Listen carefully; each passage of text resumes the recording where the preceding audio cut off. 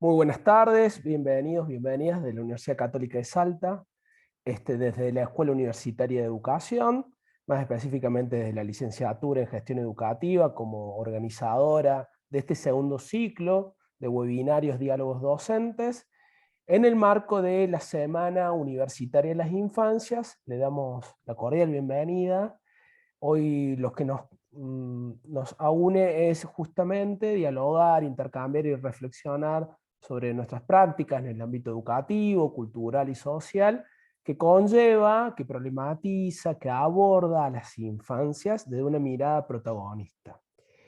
Simplemente voy a leer brevemente un poco el encuadre de la propuesta de hoy, para luego darle lugar bueno, a la jefa de carrera de la licenciatura, a la magíster Andrea Sayago, y de ahí vamos a presentar al doctor Mario Vilche, que es quien nos acompaña, es nuestro anfitrión, quien nos va a compartir, bueno, su mirada, su experiencia, y que luego, posterior a eso, tendremos un momento, una instancia de intercambio, de diálogo, de compartir, es que entendemos que también es sumamente importante.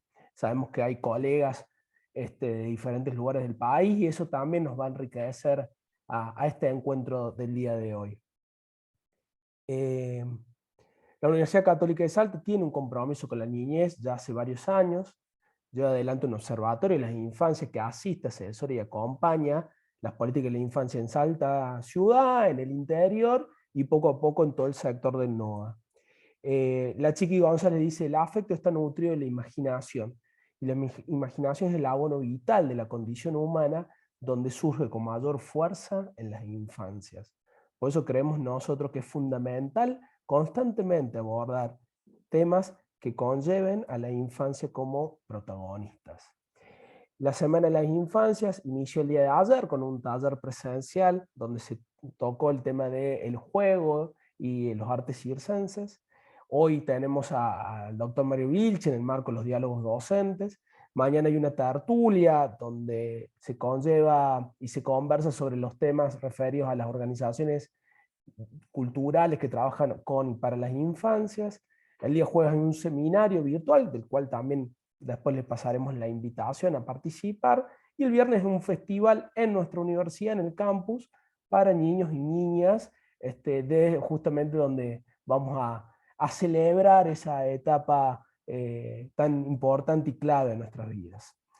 Desde ya agradecerles, desde la Extensión de Educación, desde la Escuela Universitaria de Educación UCASAL, y le paso a Andrea Sayago la presentación de Mario. Muchísimas gracias y que tengamos una excelente tarde.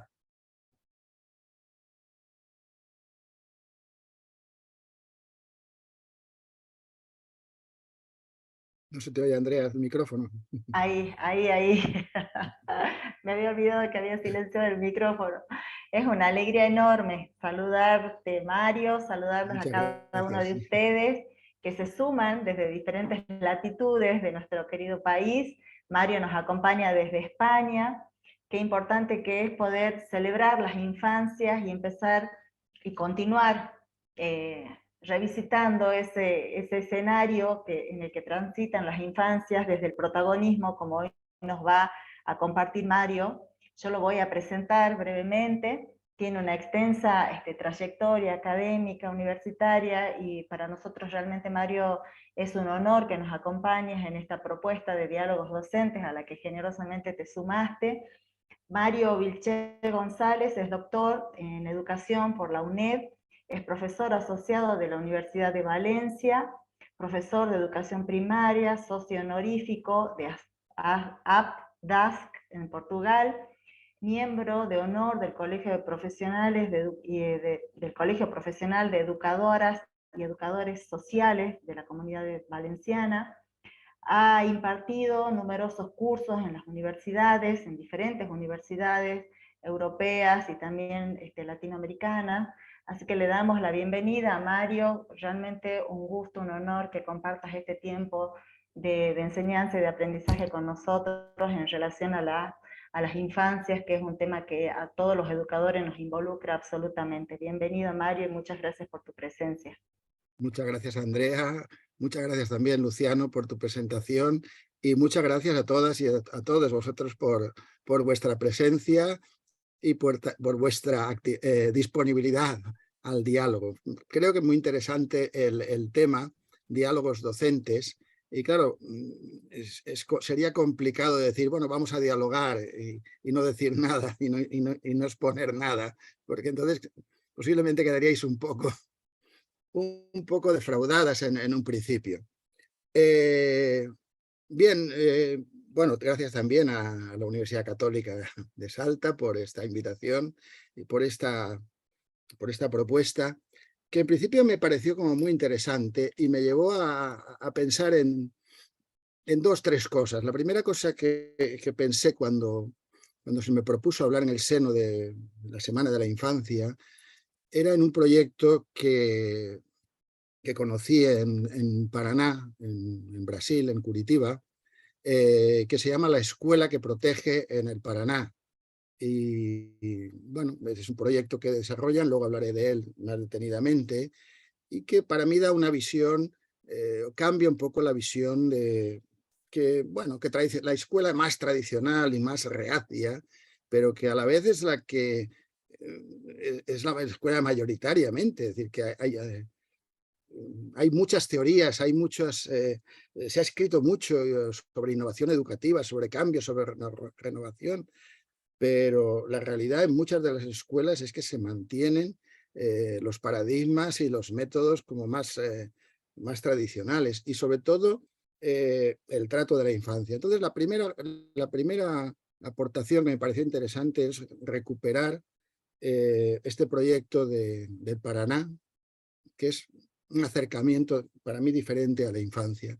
La segunda idea es algo que estoy trabajando desde que la conocí, desde que hace 2 años conocí a Denise Nachmanovich y leí, sobre todo la escuché en una videoconferencia como esta y me impactó esa idea del cambio que ella propone, de cambio de paradigma educativo y en concreto en el contexto escolar.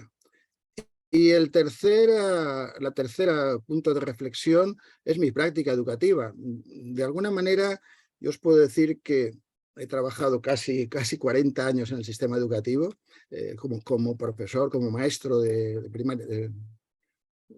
primaria, lo que llaman en España la primaria. He trabajado sobre todo con niños de 8, 9 y 10 años. Ha sido mi experiencia como mucho más larga. En algunos momentos he trabajado con otras edades, pero fundamentalmente he trabajado con esas edades. Y hará unos 6, 7 años que intenté cambiar completamente el paradigma en mi clase y con mis alumnos.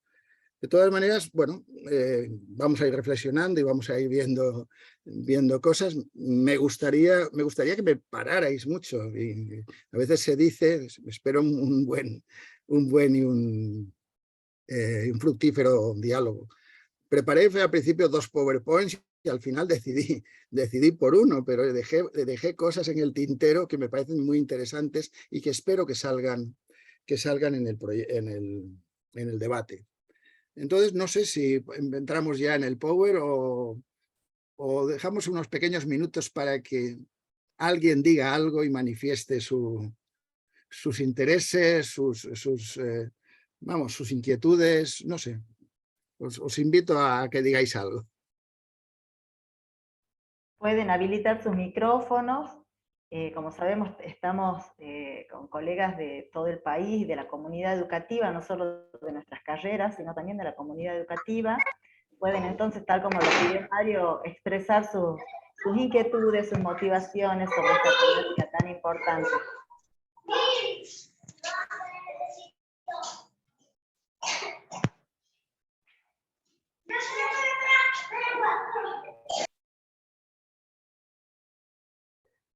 Ahí se compartió Luciano, algo, ¿eh?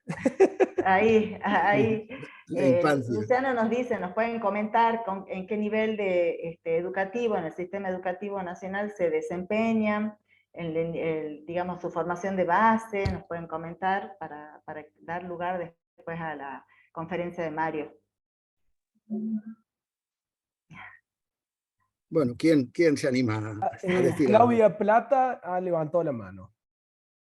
Hola, ¿qué tal? Buenas tardes. Soy Claudia Plata de Ibicuí, provincia de Entre Ríos, en el Bien. sur entrerriano. Eh, Trabajo en primer año de educación secundaria, de ciclo básico, en una escuela agrotécnica de acá de la ciudad. Y bueno, estamos tratando de perfeccionarnos día a día. Somos un grupo de estudiantes que hay acá en el pueblo. Somos 5 que estamos haciendo la carrera y bueno, con muchas expectativas todas de ver qué es lo que nutrirnos, ¿no? Principalmente. Muy Muchas bien, gracias, Claudia. muchas gracias. Alicia Mendella, buenas ¿Cómo tardes. están? Buenas tardes a todos. Qué alegría. Gracias por la oportunidad. Soy docente de matemática, trabajo en escuelas medias en la ciudad de Buenos Aires ya hace bastantes años.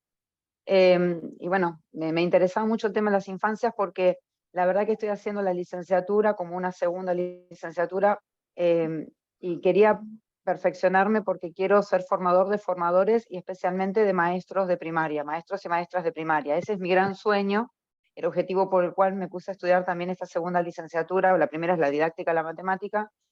Siento que como docente de media, que recibo a los chiquitos y chiquitas de la primaria, vienen como con grandes falencias de conceptos matemáticos de la escuela de base, y bueno, nada, me gustaría poder acompañar a la formación de los docentes desde el lugar de la experiencia, de haber estado del otro lado, y bueno, me gustaría mucho poder compartir eso. Muchas gracias. Lorenzo, Bueno, Sí, buenas Cintia y el profesor tardes. Lorenzo. Buenas tardes a todos, ¿me Sí, sí, escuchan? Rebeca. Sí, Sí. sí. Bueno, buenas tardes. Soy de Apolinario Saravia, Salta, del interior de la República Argentina. Yo enseño en la escuela primaria en un 5º grado. Este año me ha tocado enseñar matemáticas, siendo siempre mi materia favorita lengua, pero aceptando el desafío, ¿no?, de poder prepararme para poder enseñar de la mejor manera a mis alumnos. Fue un desafío desde el inicio, sigue siendo, pero tengo muchas ganas de capacitarme y aprender para enseñar de la mejor manera a mis alumnos. Muy bien, muchas Así que muchas gracias. gracias por la oportunidad. Gracias a usted.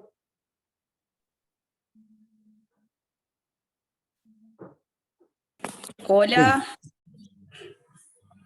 Hola, ¿cómo están? ¿cómo están? Araceli es mi nombre. Soy profesora de química, soy muy nuevita, hace un año me recibí, así que estoy dando, diría, mis primeros pasos en lo que es la educación, lo que es los primeros pasos, ¿no?, dentro de la educación, dentro de un sistema educativo. Yo trabajo acá en Salta Capital, estoy con algunas horas en la técnica también. Y para mí la verdad es un gran desafío, ¿no? Porque aprendemos mucho de lo que es la parte de la teoría, aprendemos mucho de lo que es la materia, pero por ahí lo que no aprendemos afuera, digamos, es el trato, ¿no?, con nuestros alumnos, con nuestros estudiantes.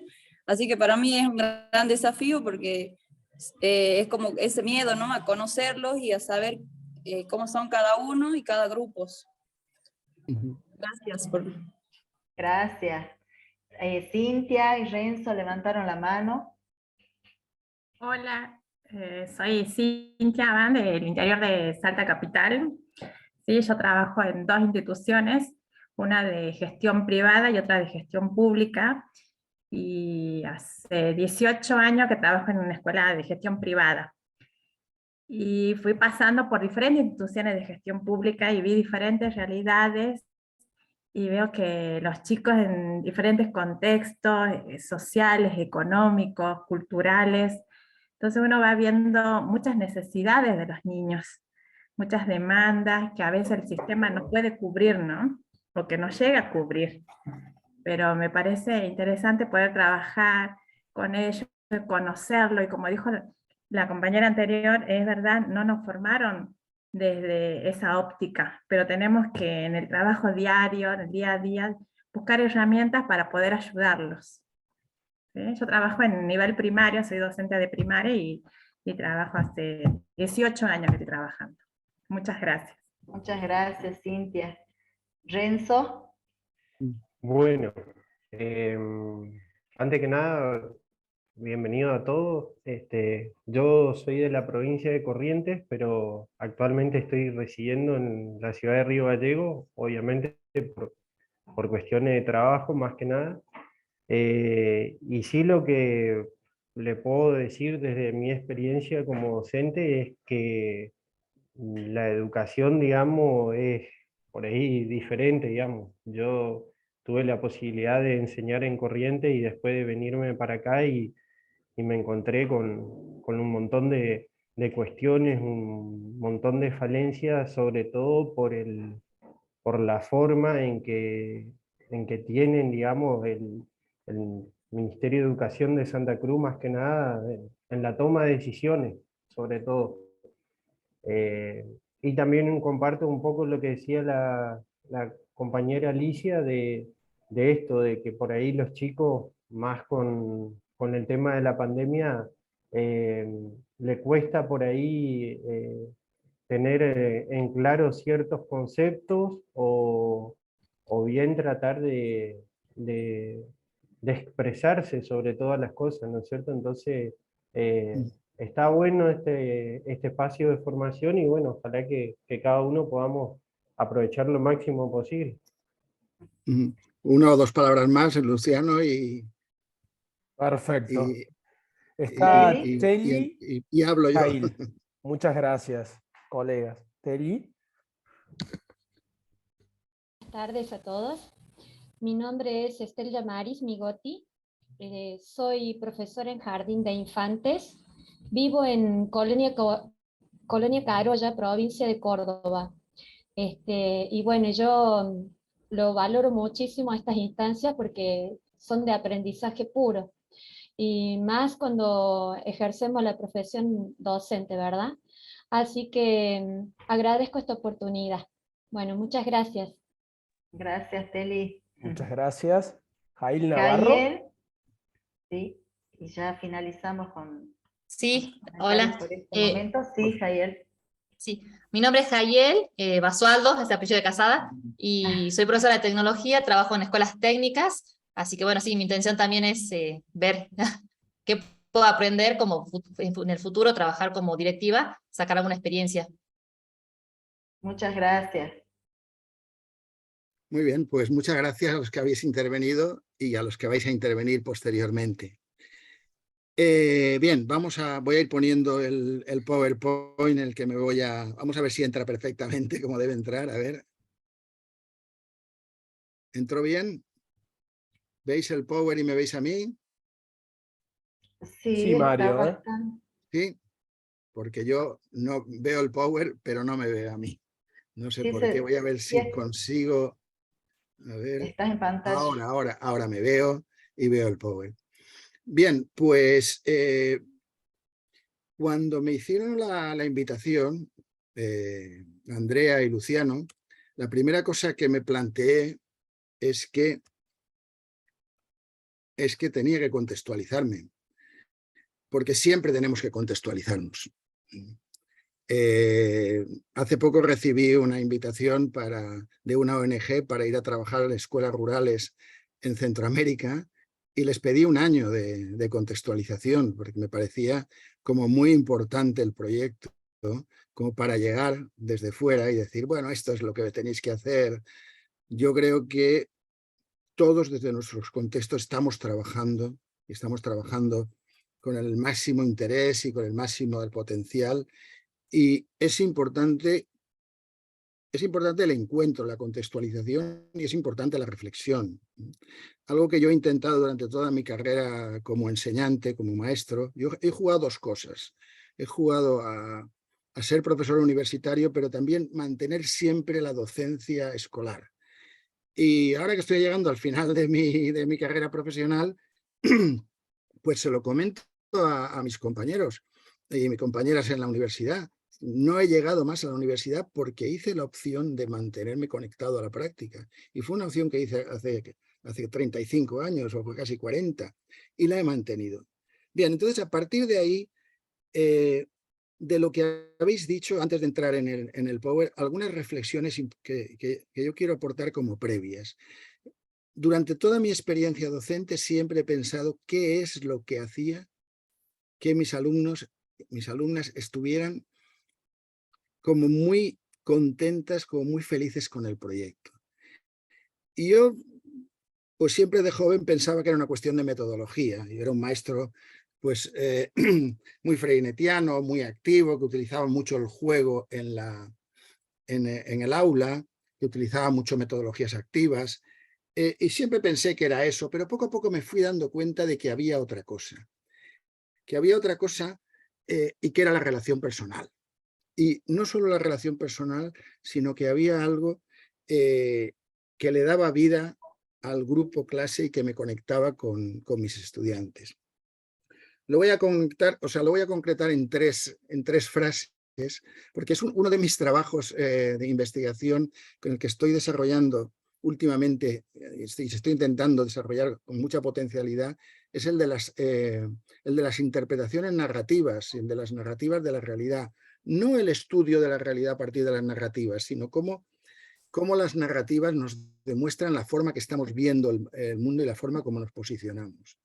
Y entonces, pues voy a poner solo 3 ejemplos. Uno, bueno, yo soy un maestro, tengo 67 años, no lo voy a negar, y hace poco me decían, bueno, y tus alumnos con 10 años te verán como un abuelo, como un abuelito que está allí con ellos. Digo, pues mira, los alumnos de otras clases, puede ser que sí, pero mis alumnos, los que están todos los días en contacto, nunca me dicen que soy un abuelo.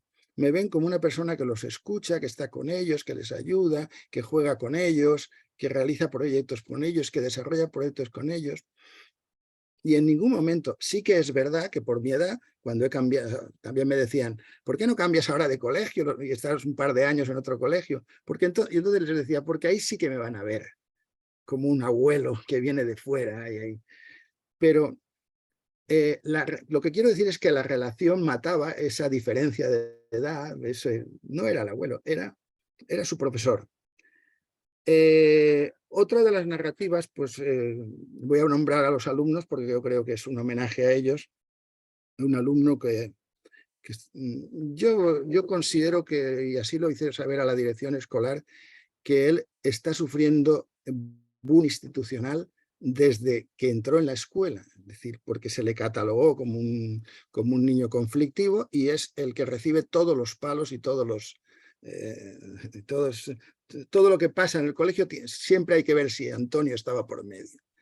Y Antonio reaccionó como muy bien y cambió mucho. Bueno, podemos hablar no de Antonio, podemos hablar de la situación al final en el debate si queréis.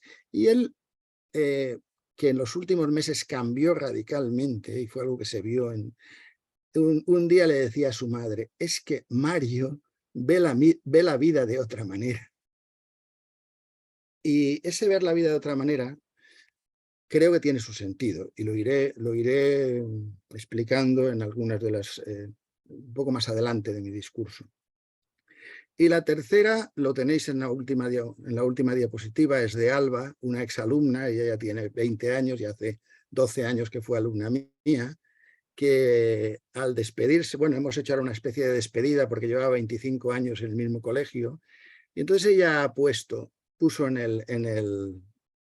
el Facebook, todos somos alumnos de Mario, pero para poder entender, o sea, puso exactamente la frase, es solo los que lo hemos vivido somos capaces de poder entenderlo.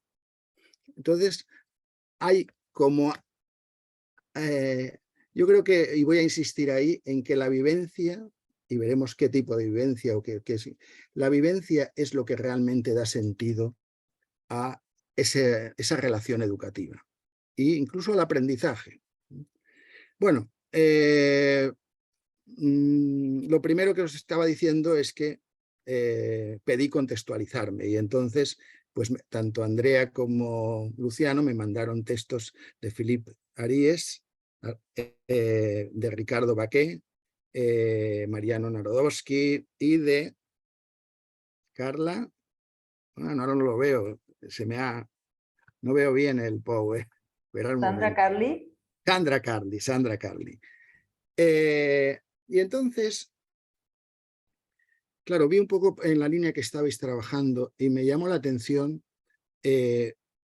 dos o tres cosas.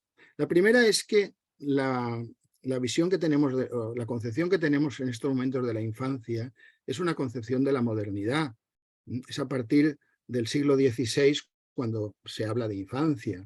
El otro día visitaba un castillo medieval totalmente reconstruido y en la sala de armaduras habían armaduras de niños y el guía decía, es que claro, en el momento que ya podían combatir, se les consideraba aptos para combatir y los niños participaban de los combates exactamente igual. Por eso veis armaduras grandes y armaduras pequeñas de niños. Y es verdad, es decir, que realmente es la modernidad, es la escuela o la institucionalización de la escuela tal y como la entendemos, la que le da esta seña de identidad a la infancia. La segunda idea importante que recogí es que la institución escolar tiene un papel importante, porque es el lugar de encontrarse con los otros, de crear relaciones, de conocer el mundo, de socializarse. Y efectivamente la escuela tiene su papel, es decir, esos discursos del siglo pasado, desinstitucionalizadores que hablaban de Reimer, de la escuela muerto, bueno, no tienen su sentido, porque la escuela tiene una función social y la tiene en las zonas urbanas y la tiene en las zonas rurales, con cosas diferentes. No es lo mismo una escuela en Salta que una escuela en una comunidad rural. No es lo mismo una escuela en Buenos Aires que en las zonas rurales, también pasa en España, pero esa función es importante. Y luego, de Sandra Carlin me quedé con la idea de cómo la infancia, la institución escolar, la convierte en alumnado. Y la pedagogía, la misma psicopedagogía, es decir, la infancia que hasta el siglo XVI-XVII forma parte de la vida del adulto, pero tampoco sin pensar que es tan maravillosa la cosa, ¿no? Porque la vida de la mayoría de los adultos en esa época era bastante dura y bastante deprimente. La infancia, efectivamente, el sistema escolar la acoge, le da, la dignifica, pero también la convierte en alumnado y de alguna manera le aplica un rol social. Y a partir de ahí es donde voy a iniciar la intervención. Había una mano levantada, no sé si alguien tiene la necesidad en estos momentos de decir algo muy concreto. Luciano. Sí, había una colega que había levantado la mano, no sé si por error. Sí, Navarro. Sí, fue por error.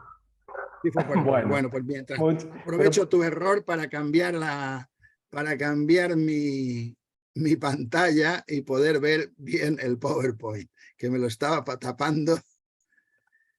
Bien, entonces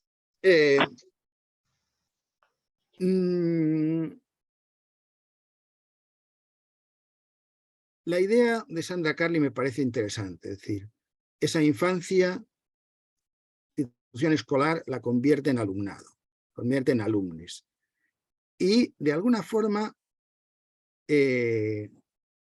bueno, históricamente la escuela ha tenido se ha creado sobre un paradigma y puede que haya tenido su función social. No vamos a entrar ahora en la historia de la escuela. Pero vamos a centrarnos en la aportación de Denise Nachmanovich, cuando ella habla de que hay que cambiar el paradigma, y hay que cambiar el paradigma de la ética. Fijaros, cuando mi alumno Antonio decía le decía a su madre, este maestro ve la vida de otra manera, pues al día siguiente tuvimos una reunión de profesores para organizarnos en el patio del recreo escolar, no sé cómo lo llamáis vosotros, pero la hora de descanso, de recreo. Y uno de los profesores decía, bueno, no, nosotros tenemos que estar en el patio para conseguir que el que la haga, la pague. Y yo decía, pues yo creo que no, yo creo que estamos en el patio para que los alumnos, para convivir con nuestros alumnos y para disfrutar, para que ellos disfruten y para que nosotros disfrutemos. No estamos para ver quién está haciendo alguna impunidad y hay que ir a destrozarlo completamente. Y estoy con Denise en una cosa. La escuela está construida sobre una ética del control social. Y históricamente, sí. Nada, por ahora, justo ya. Vale, vale. Bien, entonces lo que plantea Denise, y estoy muy de acuerdo con ella, es que la escuela tradicional, la escuela de la modernidad, esa escuela de la revolución industrial, está montada sobre un paradigma del control social. Evidentemente lo que hizo esa escuela fue, de alguna manera, elevar el nivel formativo de la población, pero también crear un mecanismo de control y un mecanismo de encuadramiento. Y si analizamos el discurso narrativo de muchos de los profesores, pues nos encontramos con discursos como lo importante es la disciplina, estamos perdiendo nuestra autoridad, no podemos dejar que los alumnos se nos están yendo de las manos. Claro, todo eso forma parte de una ética del control y es lo que plantea Denis Nachmanovitch.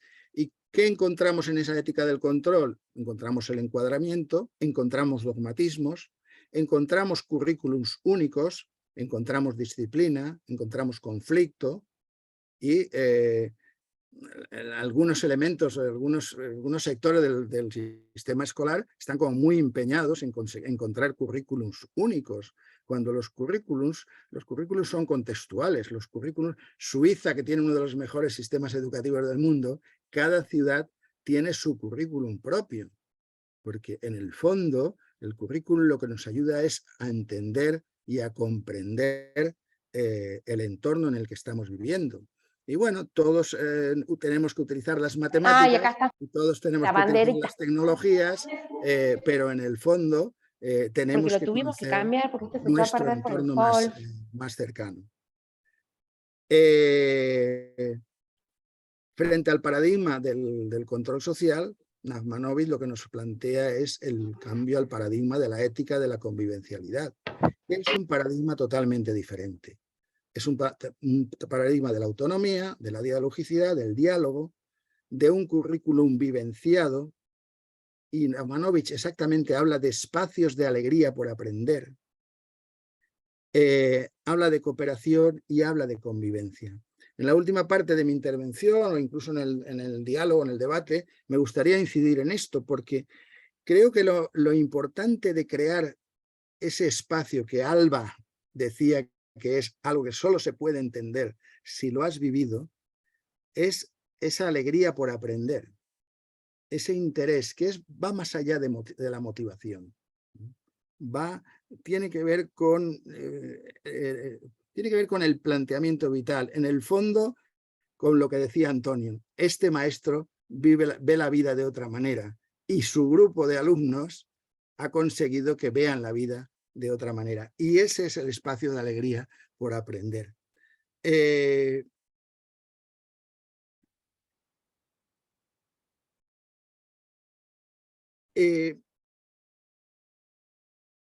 Ese cambio que plantea Nachmanovitch, que yo lo veo clarísimo desde el punto de vista teórico, pero también lo he visto clarísimo en la práctica escolar con mis alumnos y alumnas, sobre todo en los últimos 5 o 6 años, y podría decir exactamente cuáles son los cambios, porque los tengo apuntados, pero esperaré que me los preguntéis.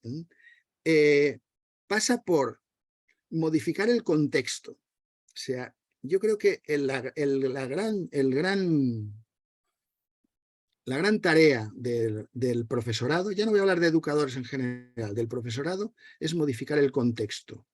Estoy con las tesis de la educogenia, de un pedagogo suizo que es Pierre Furter, y a partir de esas tesis, lo que estamos planteando un grupo de seguidores de Pierre Furter es que una de las tareas fundamentales de educadoras y educadores es enriquecer el contexto de estímulos educativos y de estímulos socioeducativos. Es decir, más que aportar información, más que aportar metodologías, más que aportar recursos, es crear un contexto rico en estímulos para el aprendizaje, o estímulos socioeducativos.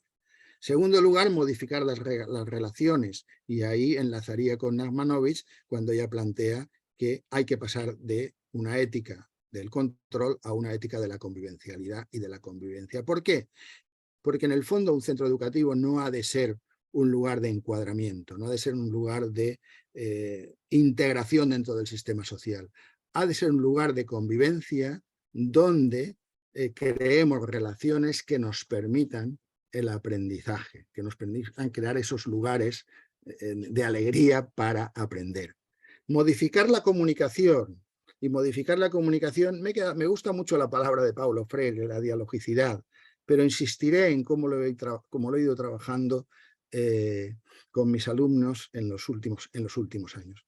Modificar las narrativas pienso que es importantísimo, y ahí estoy trabajando mucho, estoy investigando mucho sobre narrativas, y modificar las narrativas y cambiar las representaciones.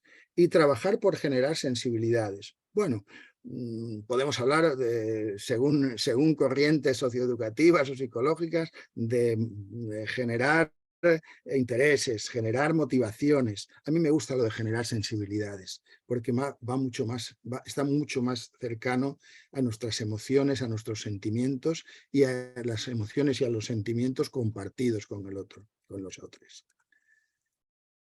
Y a partir de aquí, el paso que voy a dar, y en esta diapositiva que tenéis, durante 7 años he trabajado en la innovación educativa, impartiendo una asignatura que era Cambio e Innovación en el Sistema Educativo. Y estas son las 7 dimensiones del cambio educativo, pero comenzaba siempre por la dignidad. Fijaros que el planteamiento que os quiero hacer es que tradicionalmente hemos intentado, o la pedagogía ha intentado cambiar y transformar el modelo a partir de las metodologías o a partir de la organización. Y eso ha estado bien, es decir, si pensamos en la organización y pensamos en modelos de escuela democrática, pensamos en el modelo de Dewey, pensamos en el modelo de la asamblea escolar de Freinet, es una aportación interesante. Aportaciones metodológicas hemos tenido muchísimas y estamos teniendo día a día. Últimamente aportaciones tecnológicas, desde los grupos de investigación están apareciendo nuevas tecnologías, nuevas metodologías. Se están recuperando metodologías antiguas, Montessori, Reggio Emilia. Pero yo les insistía muchísimo a mis alumnos que el primer cambio que necesita el sistema educativo y que necesita el sistema escolar es la primera dimensión del cambio es las personas, y es la dignidad de la persona. Y el segundo es la convivencialidad, y ahí vuelvo a insistir en las tesis de Nachmanovitch. Y a partir de ahí seguíamos con el espacio y tiempo, con la organización, para llegar a aspectos relacionados con la cultura digital y con la metodología y con la evaluación. Pero solo voy a insistir en las personas y en la comunidad. Y voy a volver al tema narrativo. Y este ejercicio lo he hecho varias veces en clase y les proponía, saquemos conversaciones del profesorado que sean de alguna manera ofensivas con la dignidad del alumnado. Si nos entramos en una sala, por lo menos en España, en una sala de profesores, nos podemos encontrar: estos alumnos no hay por dónde cogerlos, estas niñas están perdidos, no tengo por qué aguantarlos, esto ya no puede ser, no me siguen, no me estudian, no quieren seguir adelante. Y por eso yo lo que planteo es que el primer cambio ha de ser la dignidad de la persona. Es decir, día a día, por lo menos en la escuela española donde yo he trabajado, podemos encontrar, no podría deciros el número, pero es mucho más fácil encontrar expresiones narrativas por parte del profesorado que tratan indignamente al alumnado que al revés. ¿Por qué? Vamos a Anaxmanovich, porque ese profesorado está en el paradigma de la ética del control. El alumno ha de ser controlado por él, por ellos y por ellas. Cuando no es controlado, el profesor se rebela.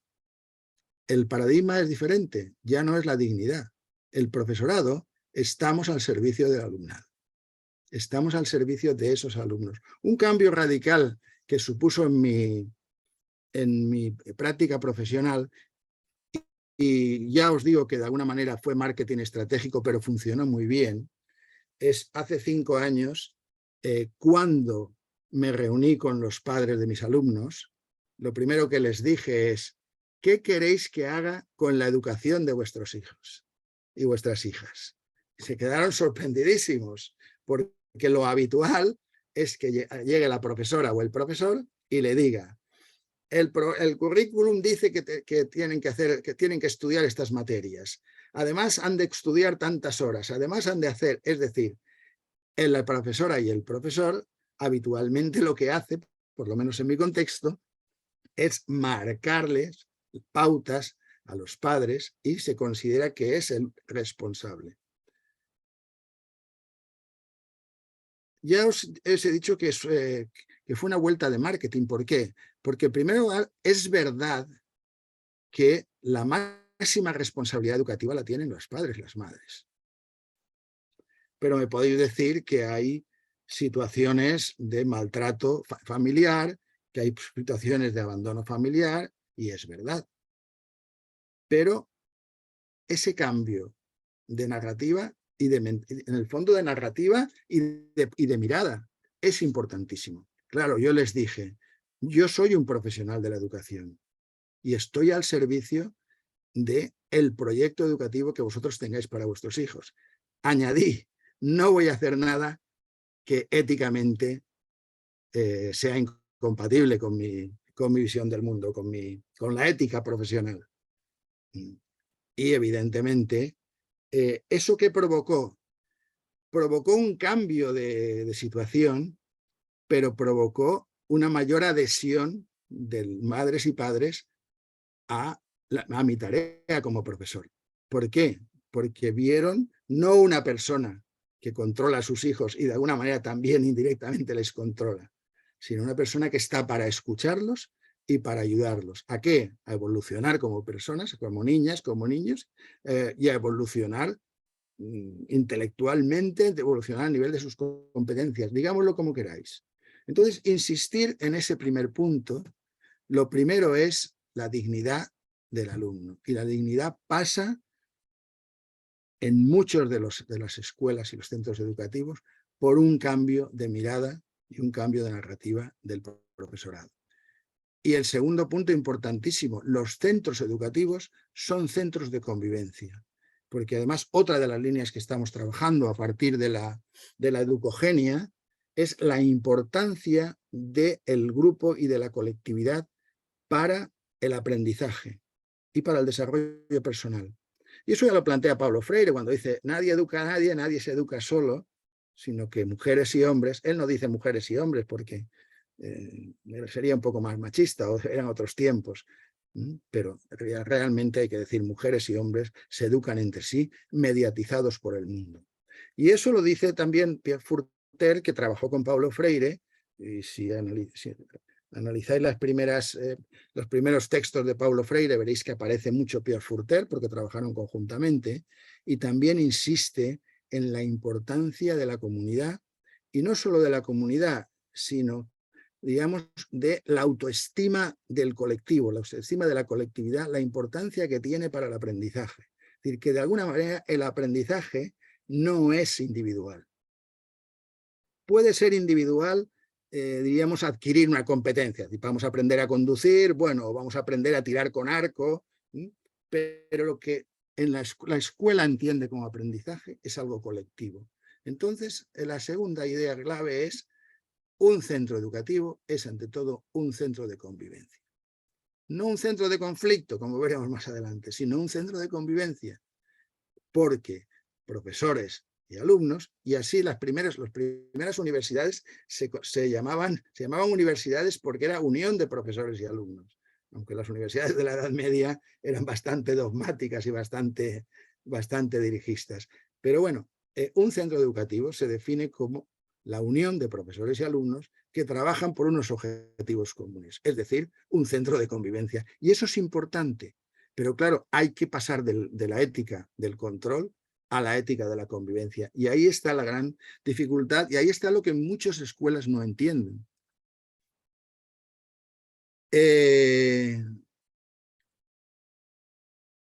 ¿Y qué es ese cambio en la dignidad de las personas? Para mí es una cuestión sobre todo de dignidad, y las alumnas y los alumnos no en ningún momento son problemas. A mí a veces cuando me dicen, tienes que aguantar a los niños todo el día, es mi trabajo, es mi trabajo.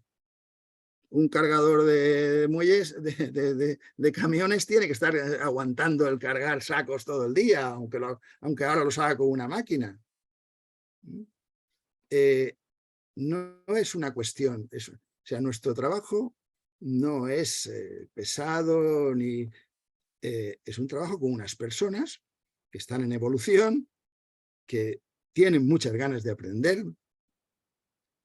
A veces no lo que nosotros queremos aprender, pero quieren conocer el mundo, quieren experimentarlo, quieren compartirlo. Y la primera cuestión es una cuestión de dignidad. Es la concepción y el trato con nuestros alumnos. Eso ha de cambiar radicalmente en el sistema escolar. Lo segundo es una cuestión de autonomía, eso ya se entiende más fácilmente, ¿no? Hablamos del trabajo autónomo, pero la autonomía va más allá de poner un trabajo y que lo haga sola la niña o el niño. La autonomía son toma de decisiones personales y es respetar la toma de decisión del otro. Y eso es otro de los problemas que habitualmente tenemos las educadoras y los educadores, y respetar la toma de decisión que sea diferente a la que nosotros estamos viendo. Hay una muy buena psicopedagoga amiga mía que dice que en su carrera profesional ella durante muchos años les decía a los alumnos: quiero que aprendáis, estoy aquí porque quiero que aprendáis. No, perdón, les decía, sí, quiero que aprendáis. Luego pasó a decirles: quiero que queráis aprender y para eso estoy aquí. Y dice que al final de su carrera, bueno, en estos momentos sigue trabajando, es más joven que yo, les dice: quiero que queráis aprender y si tomáis esa decisión, yo estaré a vuestro lado, para eso estoy aquí. Pero claro, aceptar la autonomía va más allá de hacer un trabajo individual.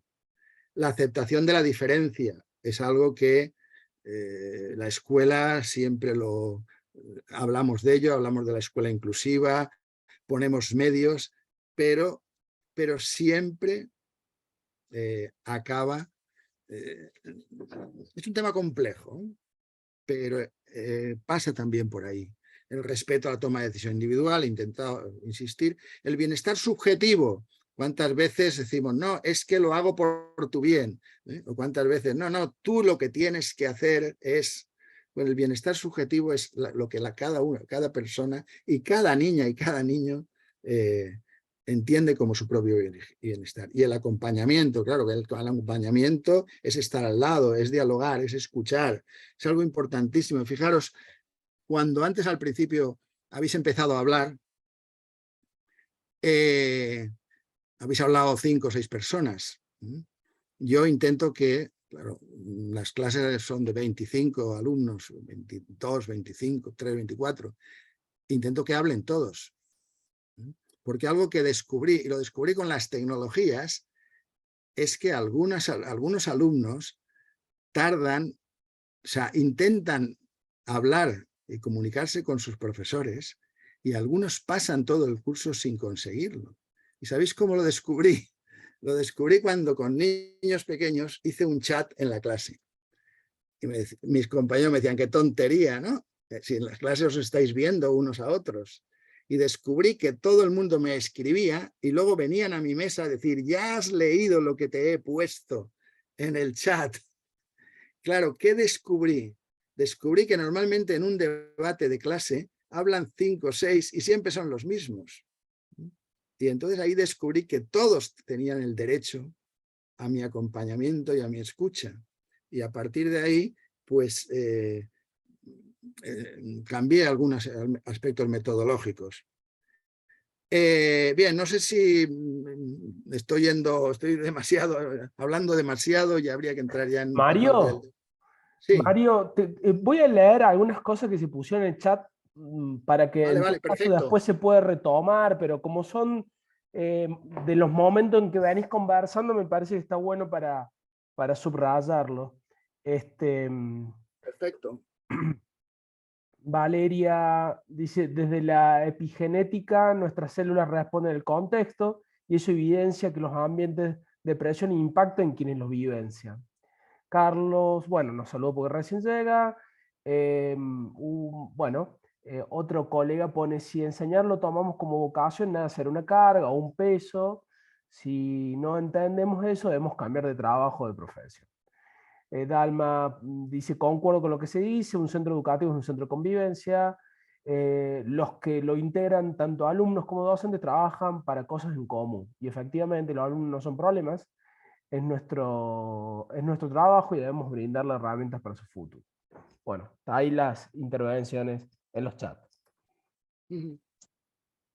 Profe, buenas tardes. Soy Gabriela, bueno, en este momento me desempeño como directora y maestra de grado de una escuela rural de la provincia de Salta. Y que estaba escuchándolo en lo que decía y tiene tanta verdad y coincido con lo que expone, con el tema, cuando hablaba del tema del respeto, de la dignidad del alumno, digamos. Y bueno, lo que acaba de resaltar recién de que ellos sienten como la necesidad de llegar a nosotros como docentes, como formadores, podríamos decir, como guías más que nada, porque estamos nosotros más que nada para guiarlos a ellos, y cómo cambia, y que yo lo experimento todos los días, de ellos de sentirse importante, escuchado en cuanto que ellos tienen alguna duda, más allá de los contenidos, por ahí ellos vienen y se acercan con la intención de contarnos, o por ahí de exponernos sus dudas, digamos, en cuanto a lo que están aprendiendo. Y hoy me pasaba justamente que me decía, señor, ¿usted cómo hace? Dice, porque yo por ahí la veo que usted anda y hace muchas cosas y yo por ahí también quiero hacer todo lo que usted me dice, o por ahí todo lo que tenemos que aprender, una nena de primer grado. Y me dice, pero ¿sabe qué? Yo he notado en usted que es totalmente diferente porque usted nos deja participar, nos escucha y en base a nuestras dudas podemos aprender muchas cosas. Y me decía que estaba contenta porque ella no sabía leer y que de repente de sentir ese acompañamiento constante y de ser escuchado y proponerle otra forma de trabajar, digamos, en base a sus necesidades, se sentía bastante contenta y satisfecha, digamos, ¿ves? Y por ahí los mismos padres te exponen esto, que por ahí, si bien nosotros tenemos un lineamiento, contenido que le tenemos que enseñar a los niños dentro de determinados grados, de acuerdo a la edad evolutiva de cada uno, como nosotros, como en el caso de esta escuela, digamos, en particular, se los tiene en cuenta, digamos, ¿no? Y bueno, y se sienten contenidos y cambia mucho hasta la forma, la predisposición por parte de ellos, porque uno no es como que llegamos a ellos no imponiéndoles, vos tenés que aprender esto porque tenete edad y etcétera, etcétera, sino que en base a su necesidad y a su contexto, ¿no? Es muy importante escucharlo. Y también que los padres se sientan contenidos y contentos y satisfechos de que sus hijos van y, ya más allá del contexto de la escuela y todo ese tema, es un lugar donde ellos se sienten escuchados y conviven y trabajan de forma conjunta y aprenden en conjunto. Porque qué es lo que me pasa a mí en este caso, como es una escuelita rural, son poquitos los niños, y yo tengo, por ejemplo, primero, segundo y tercer grado. Es un plurigrado. Y cómo esa necesidad, esa curiosidad que se despierta en ellos, en investigar y en buscar, es justamente porque uno como docente le da esa herramienta, le genera en ellos la duda, le siembra esa duda, entonces ellos se sienten motivados a seguir aprendiendo día a día, ¿no es cierto? A través de un juego, de una charla, de una mínima charla de lo que le hayan pasado de la vida cotidiana, lo tomamos para poder enseñarlo y bueno, y que ellos también sepan cómo, qué sé yo, si se les presenta una situación problemática, saben cómo resolverlo, pero de forma autónoma, digamos. Es muy importante eso de la escucha y de no minimizarlo o decir, fulanito no sabe o no puede porque tiene tal condición. No, al contrario. Entonces ellos se sienten muy contentos y se predisponen para aprender, digamos. Sí, sí. Estamos es un poco el contexto. Me estaba recordando algo que me pasó hace pocos días. Estaba de visita en la ciudad de Cuenca y en un momento donde están las casas colgadas, que es muy famoso en esa ciudad, enfrente está el Museo de las Ciencias y venía un grupo de jóvenes al lado mío y le decía uno a otro, mira, el Museo de las Ciencias, estoy más harto de ese Museo de las Ciencias, allí nos tiraban los maestros y sin explicarnos nada y allí pasaban de nosotros.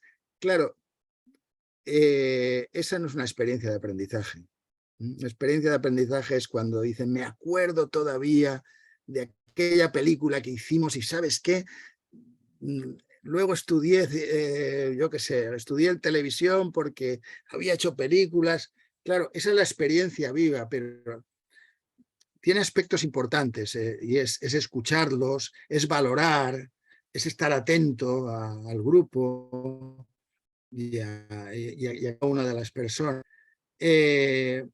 Y a partir de ahí, si os parece, vamos un poco a seguir al segundo proyecto que yo quería trabajar. Vamos a pasar la Convención de los Derechos del Niño y de la Niña, que habla de protección, provisión y participación, pero me interesa hacer una reflexión sobre este proyecto de la escuela que protege en el Paraná. Y antes, pues recojo esta afirmación de la Amnistía Internacional, donde dice que niñas y niños de todo el mundo sufren violencia de forma habitual en escuelas, en instituciones pensadas para su protección, en centros de detención de menores y a menudo en su propia casa. Y los enseñantes lo vemos en la casa, porque yo, en mi contexto, muchos profesores o muchas profesoras siempre están quejándose. Es que los padres, es que la familia, es que no. Pero no somos capaces de reflexionar sobre la agresión que la infancia, en este caso, la infancia recibe de la institución escolar. Y fijaros, habría como dos tipos de agresiones. Una, la que se produce entre el alumnado. Aquí en España está muy de moda buscar el bullying por todas partes, buscar las agresiones. Pero algo que, por ejemplo, no se está entrando es en el acoso y el abuso de tipo sexual. Entonces, el proyecto de la escuela que protege en el Paraná habla de varias protecciones. En concreto, empieza hablando de dos cosas. Una es de la defensa de las niñas y los niños ante lo que yo he puesto aquí, narrativas del miedo y la punición. Es decir, y entonces empieza con un artículo muy interesante que habla de esos rincones de pensar que se utilizan en educación infantil, se utilizaban. El otro día leí un artículo donde decía que eso ya está muy denodado, ya que ya está pasado de moda, ¿no? Pero en el fondo el artículo nos dice como una niña y un niño de 3 años o 4 que ha tenido libertad en su seno familiar y en su contexto, entra en la escuela, se le coloca en una silla, se le coloca en un grupo, se le ponen unas normas y además se le pone una punición, sea la que sea el grupo de pensar, por no cumplir esas normas. Y hace hincapié en el terror que supone en algunas niñas y niños. Claro, algunos pueden decir, bueno, pero no pasa en todos. No, pero ahí hay un aspecto importante. Y los miedos son importantísimos en las personas. Los miedos, las vergüenzas, las inseguridades. Claro, es que la mayoría de los problemas que las personas generamos son por miedos, son por inseguridades y son por vergüenzas. Yo ahora tengo una madre de 94 años que cada vez le está poniendo más pegas más problemas a sus cuidadoras. Y yo les digo, todos los problemas que os está poniendo son por inseguridades. Cuando se va a la cama, ¿cuál es su inseguridad? Si va a morir durante esa noche. Entonces la inseguridad le provoca una reacción de una conducta disruptiva. Entonces, si es importante en todo trabajo con personas estar atento a los miedos, a las inseguridades y a las vergüenzas, lo que no puede hacer el sistema educativo, el sistema escolar, es basarse sobre el miedo y la punición. Entonces, primera protección de la infancia, primer principio de una escuela que proteja es proteger contra las narrativas del miedo y la punición. Segunda, contra las narrativas de poder, y eso lo trabaja muy bien una autora española que es María Acaso, que ha trabajado también con Denis Nachmanovich, se conocen y han trabajado conjuntamente, y las narrativas de poder, cómo desmontar narrativas de poder en el sistema educativo, también son importantes. No insistiré en las narrativas de abuso y acoso sexual, que se ve sobre todo hacia las niñas, y se ve, y en Brasil es como muy sangrante. Narrativas de violencia en relación a profesores, alumnos, ahí me fui en una letra, narrativas entre iguales, pero también violencia intrafamiliar, narrativas de inclusión y exclusión, narrativas de homofobia. Es decir, la escuela no está para... enlazaríamos con Denis Nachmanovich, no está para controlar, no está para empoderarse, no está para hacer pasar a todo por un mismo aro. La escuela está para acompañar a las personas y a los colectivos en su crecimiento y aprendizaje. Y en ese sentido ha de hacer hincapié, ha de ser una escuela que proteja, pero no con un proteccionismo paternalista que no permita la autonomía, que proteja porque no permita las agresiones y a partir de ahí proponga o posibilite esos entornos ricos en estímulos de aprendizaje para crear convivencialidad y crear aprendizaje cooperativo. Pero esto es importante. Ahí os doy algunas ideas sobre ejes de una educación digna, es decir, cosas que deben de desaparecer del sistema escolar, menos protocolos. Voy a insistir, si os parece, me voy a saltar esta diapositiva porque veo que va pasando el tiempo y si queréis volvemos a ella después, pero sí que me gustaría ver un poco, decir, ¿y qué haces tú o qué has hecho tú en tu aula? Entonces, fijaros, la primera cosa,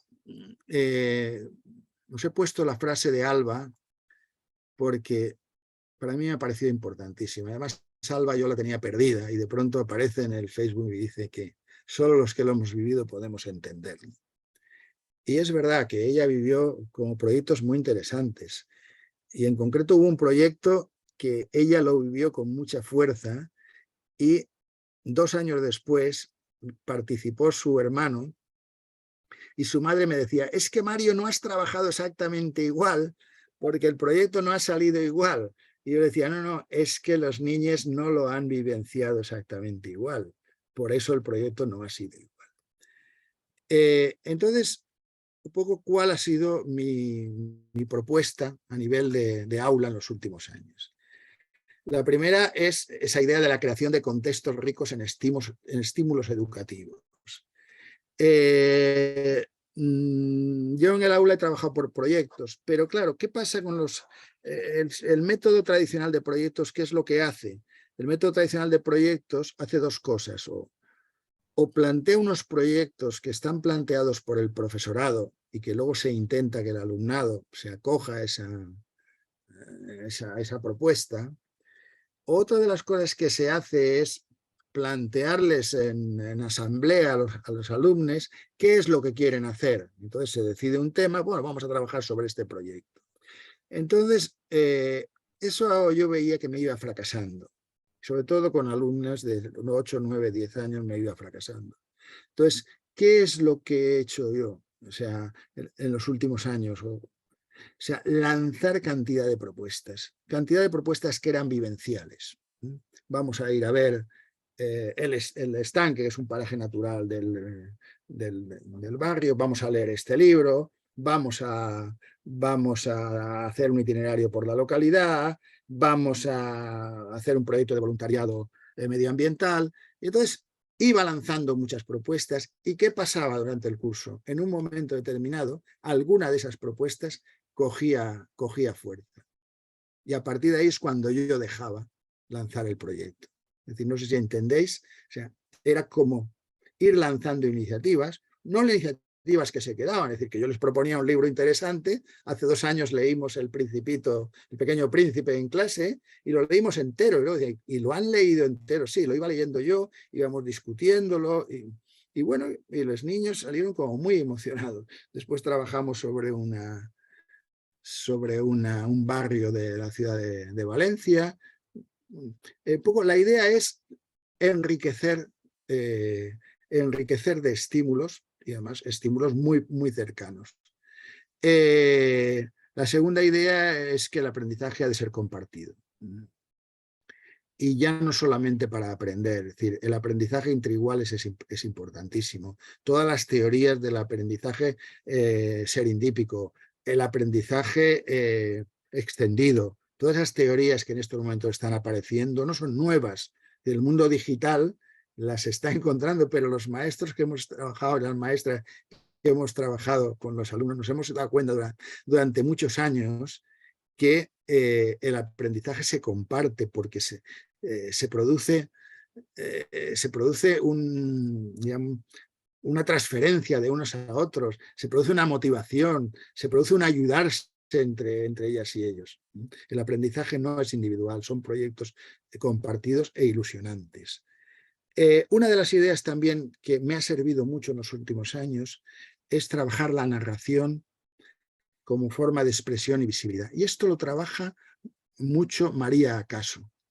María Acaso lo que dice es que la escuela ha trabajado sobre la descripción. Y la descripción lo que hace es objetivar la realidad. Es decir, cuando describimos algo, describimos lo que hay a nuestro alrededor. Yo ahora puedo deciros que estoy delante de una pantalla, que tengo a mi derecha una botella, unos libros, un ventilador, pero eso no os quiere decir a vosotros absolutamente nada. Si paso a narrar, entonces os digo que estoy delante de un grupo a la que estoy hablando de innovación y de cambio educativo, que ha habido 2 o 3 intervenciones muy interesantes, que nos falta tiempo porque veo que se nos va el tiempo y hay como muchas caras y mucha gente. Fijaros, cuando narro estoy implicándome yo como persona y estoy produciendo aprendizaje significativo. Entonces, María Acaso trabaja eso y yo lo he venido trabajando en los últimos años con muy buenos resultados. Pasar de la narración a la descripción. La descripción siempre pasa por el protagonismo, pasa por el sentido vivencial. Y en el fondo el aprendizaje es vivencial. O sea, el aprendizaje significativo, en el fondo, es un aprendizaje vivenciado. Y fijaros, hace poco lo discutía con un grupo de profesoras en Portugal. El aprendizaje narrado nos lleva a aprender cosas que las lanzamos en un examen y las olvidamos. Perdón, el aprendizaje descrito. El aprendizaje descrito son cosas que aprendemos en los libros, los repetimos en los exámenes y los olvidamos.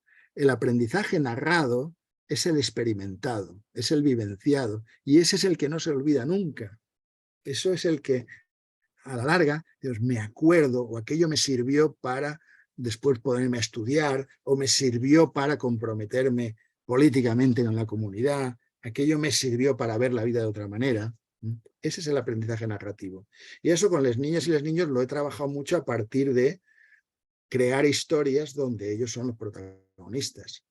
Crear historias donde ellos se implican personalmente. Otro de los trabajos que he unido a la narración es el tema de los contextos significativos transmedia, es decir, utilizar diversos medios de comunicación, las series, el vídeo, el aprendizaje digital, en un sentido de globalidad. Y algo que para mí ha sido muy importante en los últimos 4 años es las lecturas dialógicas en el aula. Que si alguien conoce el modelo si conocéis el modelo de lecturas dialógicas, en España, por ejemplo, se ha desarrollado, incluso se le ha puesto una patente y se ha planteado como lecturas de textos clásicos. Yo he roto el esquema.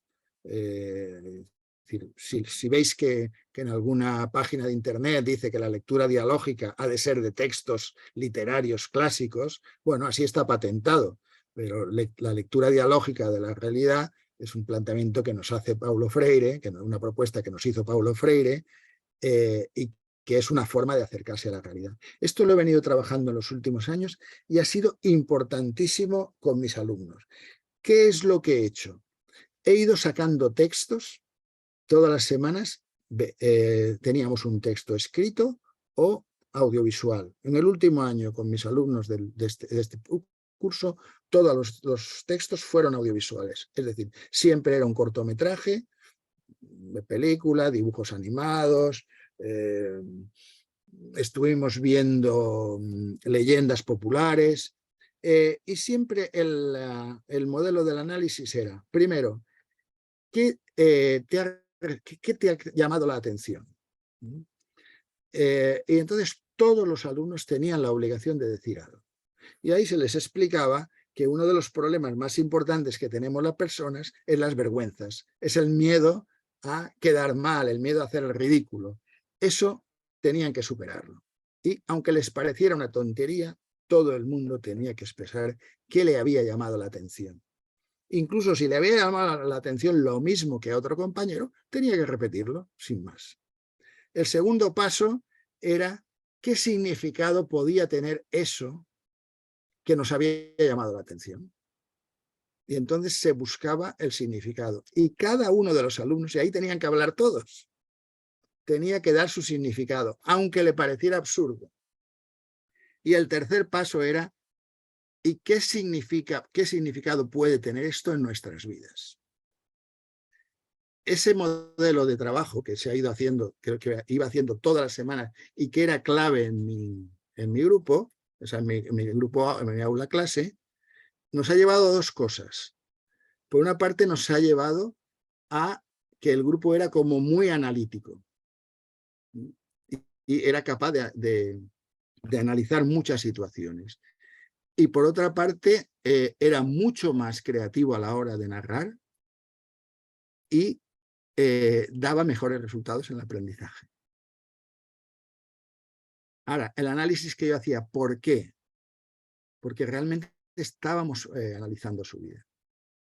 Y ahí paso al último problema, al último punto. Es decir, una de las cosas que yo creo que, bueno, ha quedado claro hace tiempo que ya trabajo el tema, es, estoy con un compañero Bernardo Ortín se llama él, es un psicopedagogo valenciano, que dice que solamente cambiará el sistema educativo si se abandona completamente el conductismo. Y entonces, ¿qué es lo que trabaja? Pues trabaja desde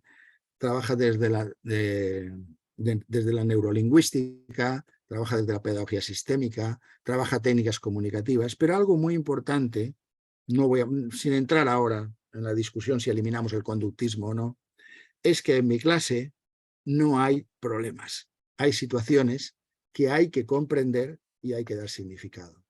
No hay culpables de nada.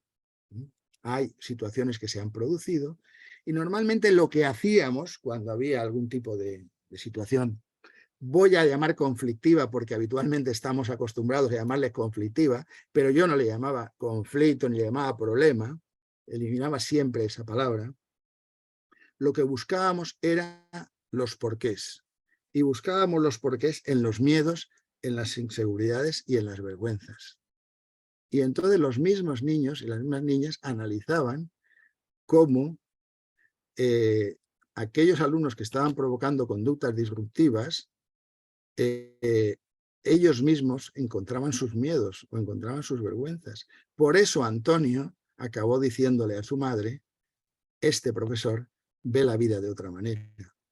Y no porque yo la viva, sino porque yo le había ayudado a él a ver la vida de otra manera.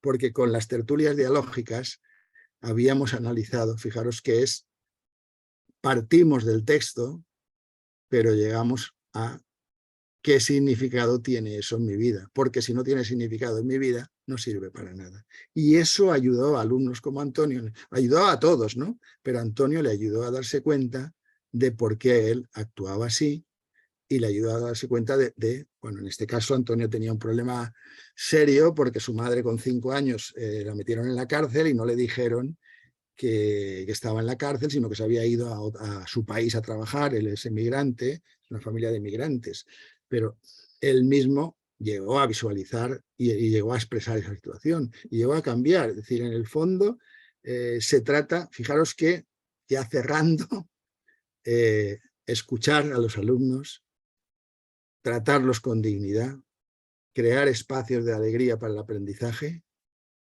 y darle significación a su vida. Y ser conscientes que en las conductas de todas las personas están las vergüenzas, los miedos y las inseguridades. Yo a veces a mis alumnos en la universidad les digo, el trabajo de todo educador es ayudar a nuestros alumnos y a nuestros educandos a superar vergüenzas, miedos o duelos e inseguridades. Es un juego diferente y yo creo que por ahí va Denis Nachmanovitch. Y bueno, y ya no tengo más que deciros. Ahora no sé el tiempo, para mí es todavía pronto en la noche, no sé para vosotros, pero bueno, estoy dispuesto a escucharos y a hablar sin problemas. Muchísimas no sé cuál gracias. Es la hora final, Luciano, Andrea, pero... Muchas gracias, Mario, por esta generosidad de compartirnos tu mirada teórica, epistemológica, tu fundamentación y tu experiencia de vida. Me parece que ahí hay un puente muy interesante en toda la disertación. Habilitemos el espacio de preguntas, comentarios, intercambios. Me parece, Andrea, sí, ¿no es cierto? Así Sí, todavía tenemos un totalmente. tiempito. Perfecto. Totalmente, le damos la palabra a Amelia, que está levantando la mano. Hola Amelia, ¿cómo estás? Hola, ¿cómo están? Buenas tardes. Bueno, en principio muchas gracias por este espacio tan rico.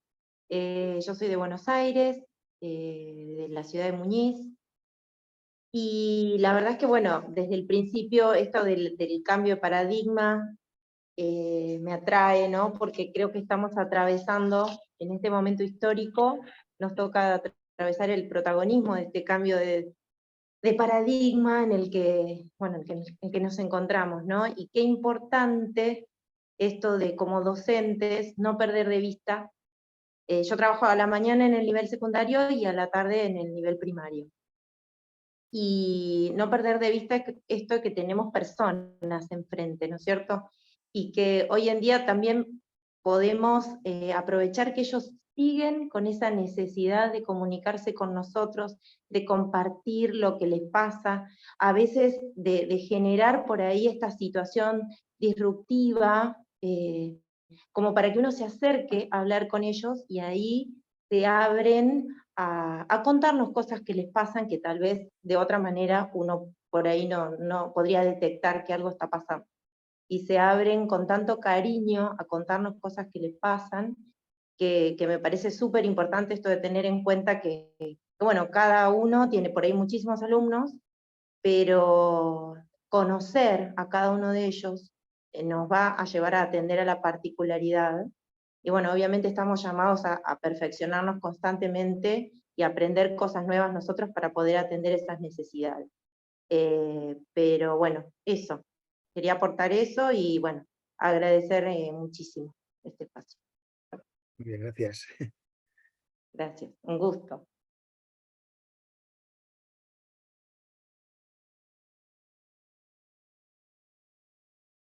Sí, a ver, mientras alguien se anima a ver.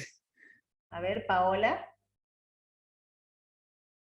Hola, buenas tardes, profe. Soy profesora de nivel inicial y también licenciada de educación inicial. Actualmente estoy con niños de la salita de 4 años, ¿sí? Y estos pequeños de 4 años nos enseñan mucho. Y a mí lo que más me quedó del profesor Mario son los derechos de los niños y las niñas. Y me quedó algo en el tintero como los derechos de provisión, que lo tomé apunte, el derecho a los cuidados sanitarios, de un ambiente saludable, y que estamos viendo como docentes en las salitas con los más pequeños, ellos nos traen muchas historias, y no hace mucho llegó una abuelita que está a cargo de su nietito, pero ella se hace llamar mamá. Es como que la mamá la apartaron, y la abuela es la mamá, y el esposo de la pareja de la abuela, el niño le tiene que decir papá. Y yo digo, ¿por qué tiene que ser así? Digo, no es ni su abuelo ni es su papá, pero el niño tiene que crecer con esa idea de que ese señor desconocido tiene que llamarlo papá. Y esta familia me llamó la atención porque un día llegó la abuela muy preocupada y me dice, señor, yo quiero que me lo derive la psicóloga. Para mí es un pequeño excelente, sus dibujos son armónicos, es un niño muy compañero, sus compañeritos lo adoran, pero en la casa hay un problema. Y ese problema él lo tiene en la casa, pero no en la escuela. Entonces yo le digo, yo para derivarlo a una psicóloga, yo necesito un fundamento. Le digo, y no lo tengo, porque él para mí es un excelente alumno. Y ella me cuenta su historia que no, que está a cargo mío, que la mamá no se hace cargo, que me cuenta cosas feas que pasan en la casa, que el niño vivencia en la casa, pero no así en el jardín, porque él en el jardín es un niño muy feliz, porque lo noto en sus dibujos, al jugar con sus compañeros, en diferentes experiencias. Entonces yo le dije mi respuesta a la mamá, yo le dije, no tengo un fundamento para derivarlo, pero sí le dimos ayuda con la oficina de la niñez y la familia, a la abuela, para que se comunique con ellos. Tal vez ellos sí puedan ayudarla a ella como abuelita y ayudarnos a nosotros, pero para mí no hay un problema del niño en la escuela, sino en la casa. Ese era. Quería contar esa experiencia que me tocó mucho de ese alumno. Y vemos muchas cosas feas en el jardín, sí. Y ellos cuentan todo. Aportáis, Amelia y Paola, dos temas interesantes. Amelia, me llama la atención que hablas de que estás en secundaria y estás en primaria. Y claro, yo he hablado más de mi experiencia en primaria, y por también porque estamos hablando de la infancia.